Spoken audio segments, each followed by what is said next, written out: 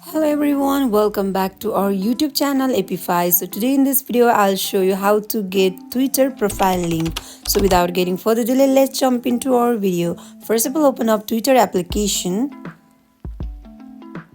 Make sure you have already downloaded your application on your device and sign in with your account. Now, how can you get profile link? The simple way is go to your profile and here go to again to your profile, and here you can see the post that you have posted, that you have tweeted.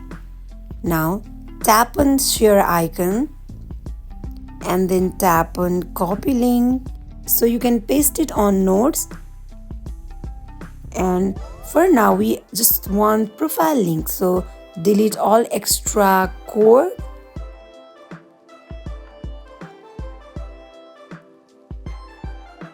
And now whenever you tap on it, it will open up direct your profile.